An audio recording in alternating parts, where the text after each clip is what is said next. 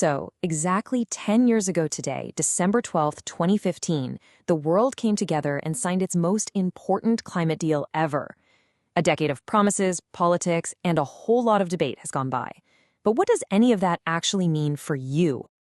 When you hear the Paris Agreement, it's easy to think of it as just high-level diplomacy, right? Something for world leaders.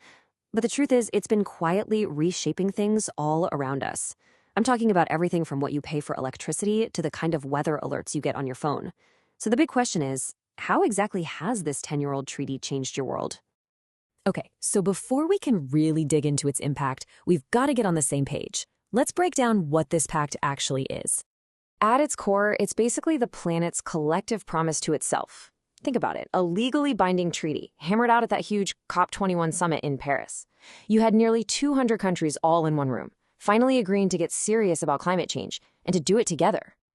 So the whole thing really boils down to three main goals. First, and this is the big one, temperature. The mission is to keep global warming well below 2 degrees Celsius. But really, the target we're all aiming for is 1.5 degrees. You can almost think of that 1.5 number as the planet's global speed limit. Then second, there's adaptation. That's all about helping communities build resilience and cope with the climate impacts we can no longer avoid.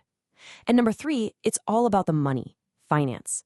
The goal is to get trillions, yes, trillions of dollars flowing towards a global green transition. All right, so how does this whole thing actually work? Well, what makes the Paris Agreement so different is its bottom-up approach. It's not some top-down command telling countries what to do. Nope. Instead, each country gets to set its own climate targets. These are called, get ready for the jargon, nationally determined contributions, or NDCs for short. But here's the secret sauce, the really clever part. The ratchet mechanism. The idea is that every 5 years, countries have to come back to the table with stronger, more ambitious plans. And to keep everyone honest, there's a global stocktake to check on our collective progress. It's a system literally designed to keep leveling up. But, a perfect design on paper is one thing. Then it meets a decade of reality. And let me tell you, the years after Paris were filled with some intense negotiations and a whole lot of conflict. For a solid decade, this was the conversation on repeat. Who pays, who cuts, and how fast? These weren't small questions. They were, and still are, the core tensions that defined the entire post-Paris era, especially when you start talking about the future of fossil fuels. And look, underneath all of these debates, there's this one fundamental principle that you absolutely need to understand. It's called common but differentiated responsibilities. It sounds complicated, but the idea is simple. While every single country has to act, the developed nations, the ones who've been emitting for centuries, are expected to take the lead. And this, right here, really lays out the why behind that principle. Just think about it. On one hand, you have the developed nations who built their incredible wealth over centuries by burning fossil fuels. On the other, you have developing nations who are now being asked to build their own economies and lift their people out of poverty, but without using that same carbon-intensive playbook. It creates this fundamental imbalance. So to try and bridge that gap, the developed countries came forward with a really landmark pledge. They promised to deliver $100 billion per year by 2020 to help developing nations with their climate action. Yeah, about that promise, it wasn't met on time. And this failure, this broken promise, became a huge source of mistrust in the global negotiations. Honestly, it's a wound you can still feel in climate politics today. And if you want a perfect example of this political fragility, just look at the U.S. roller coaster. It's been wild. America joined, then officially pulled out in 2020, then jumped back in 2021, and then in 2025 started the withdrawal process all over again. Now, obviously, that created massive uncertainty and raised all sorts of questions about global leadership. But it also revealed something incredible, the agreement's surprising resilience. Because when the world's biggest economy stepped away, pretty much everyone else stayed in. They kept the whole thing alive. Okay, so we've talked about the challenges and the politics. But amidst all of that, something truly fundamental, and actually surprisingly positive, started to happen in the global economy. It's a concept called economic decoupling, and this is a huge deal. It's the idea that you can finally break that old, rigid link between a country growing its economy, its GDP, and its carbon emissions going up.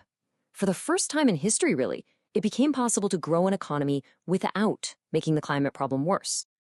And listen, this isn't some niche trend happening in a few small countries. By today, nations that represent a staggering 92% of the entire global economy have managed to do this, to decouple their GDP growth from their emissions. This is mostly thanks to a huge shift to cleaner energy and just massive gains in tech efficiency. What used to be a theory is now, it's fast becoming the global norm. So this huge economic shift, which was really sparked by the long-term signal that the Paris Agreement sent to the world, has led to real, tangible changes that you and I can actually see. Follow the money, as they say, and boy, is it moving. If you go back to around 2015, more cash was flowing into fossil fuels than into renewables. Fast forward to 2023, and that picture has completely flipped. For every single dollar invested in fossil fuels, clean energy was attracting $1.70. That is a total reversal. So you might be asking, what does all that investment actually do? Well, it drives innovation and it drives scale. Take solar panels, for instance. Their cost has absolutely plummeted, down by an incredible 90% over the last decade. A lot of that is thanks to manufacturing breakthroughs, especially in China. What that means on the ground is that clean, affordable power is now a reality for millions and millions more people. And it's not just governments and energy companies either. The entire corporate world has been rewired. A 2024 survey found that 95%, almost all, of the world's 250 largest companies now have public targets for cutting their carbon emissions. Think about that. Sustainability went from being a nice-to-have talking point to a core business strategy. Okay, so after 10 years of promises, of politics, of setbacks, and of real progress, where does that leave us? What does the road ahead actually look like? Well, here's the sober, honest assessment. The world has definitely moved in the right direction. There's no doubt about that. But the pace is still just too slow. The hard truth is we are not yet on track to hit that crucial 1.5-degree goal. But maybe, just maybe, that's the wrong way to look at it.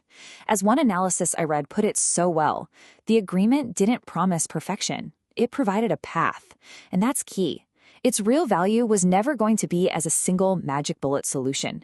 It was always meant to be this continuous framework, a pathway for everyone to keep moving forward, together. And that really brings us to the final and most important question of all. We are on the path. The Paris Agreement created that path a decade ago. But when you look at the science, when you really look at what's at stake, is the world moving fast enough?